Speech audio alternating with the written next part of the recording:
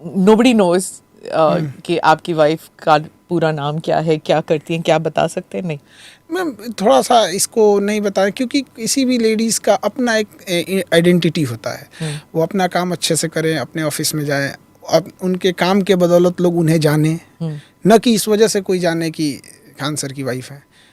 तो ये एक पर्सन, किसी का भी अपनी मेहनत से कमाई हुई कोई चीज़ें होती हैं, मेहनत से पहुंचा हुआ मुकाम होता है, तो उसमें किसी को भी अच्छा लगता है। किसी दूसरे का नाम जब जोड़ दिया जाता है तो अच्छा नहीं लगता है। कल को फिर कोई कहेगा कि आप यहाँ पहुँची इसलिए कि आप इनकी वाइफ हैं। तो हमें लगता है कि इंडिविजुअलिटी अच्छी रहनी चाहिए किसी की भी। पर शादी का मतलब ये नहीं होता कि दो इंडिविजुअल्स एक साथ हो जाते हैं तो फिर ज़िंदगी एक साथ बितानी है, तो दोनों के जो प्लस एंड माइनस आ जाते हैं ना एक दूसरे के? नहीं, हाँ वो तो होते हैं, तो पर्सनल लाइफ में होते रहते हैं सब में एकदम। हम अपने टीचिंग में हम हैं, वो अपने काम में हैं, हम उनमें इंटरफेयर नहीं करते। हमने जहाँ हम दोनों की ज़रूरत रहती है एक दूसरे के साथ रहते हैं। हाँ, और रिसेप्शन हुआ, सब आए, वीआईपीज वगैरह सब आए, और फिर वो भी बवाल मचा कि घूंघट ओढ़ा था आपकी वाइफ ने, और फिर किसी ने घूंघट को हल्का सा ऊपर किया तो फिर सबने कहा कि देखो देखो देखो, खान सर जो है विमेन इमेंसिपेशन की बात करते हैं, विमेन राइट की बात करते हैं, और घूंघट ओढ़ा हुआ है। तो मैम ये हम घूंघट को लेके जब रिसेप्शन हो रहा था तो हमने बोला था उनसे कि देखिए आप, ये वाइफ का ही मेरे डिसीजन था कि हमको घूंघट में, क्योंकि उनका कहना था कि बचपन का शौक़ है मेरा कि हर लड़की का सपना होता है कि वो दुल्हन बने तो घूंघट।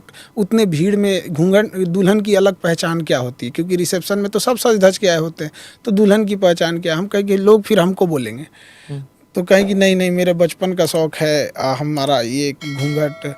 तो हम समझाएं उनको, अब कोई कितना ही समझाएंगे, लेकिन वो जिद पे अड़ी थी कि नहीं हमको ऐसे ही रहना है। तो हम कहे ठीक है भाई चलिए, तो लेकिन हम बोले थे। आपको बुरा लगा जब लोगों ने ऐसे बोला कि नहीं? अब लोगों के हिसाब से देखिए, एक हम लोग गांव से आए हैं, तो हमारे गांव में एक कल्चर होता है, हम गांव नहीं छोड़ सकते हैं। शहर में आने का मतलब हम गांव नहीं छोड़ सकते, तो हमारे यहाँ गांव का कल्चर होता है, मुंह दिखाई के लिए नेक दिया जाता है।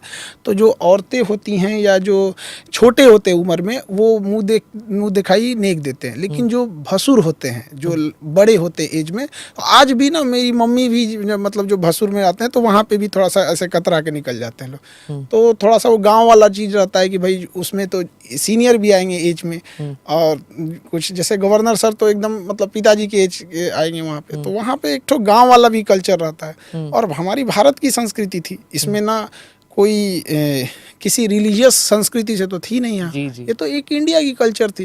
हालांकि हम समझाए थे, लेकिन होता है क्या कि हम थोप नहीं सकते ना अपनी चीज़ों को, नहीं आप ऐसे मत कीजिए। उनका शौक था घूंघट करने का, तो और वो करियर वाली हैं, मतलब वो काम पे जाती हैं।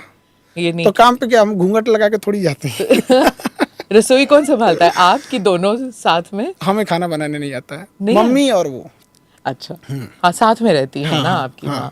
अच्छा, दैट्स नाइस। और पर आपका जो रिसेप्शन था, सब वीआईपीज आए हुए थे, सब साथ में खड़े थे, और अलग अलग पार्टियों से भी लोग आए थे, पॉलिटिकल पार्टीज जो थे वो, तेजस्वी भी थे और बाकी लोग भी थे, तो सेलिब्रिटी हो गए आप तो। हम तो एक शिक्षक हैं, अब हमको मतलब इंसान को थोड़ी समझ में आता है कि हम तो शुरू से ही एक पढ़ाने का काम किए हैं, और जो भी रहा कोई टॉपिक है, कोई इशू है, तो उस पर बताते रहते हैं यहाँ पे। हाँ, रिश्ते सबसे रहते हैं और सबको कोशिश किए बुलाने के लिए। अब एक हफ्ता पहले ही हमने सबको लगभग प्राइवेसी मेंटेन करने के लिए लास्ट के एक हफ्ते हमने बुलाया था।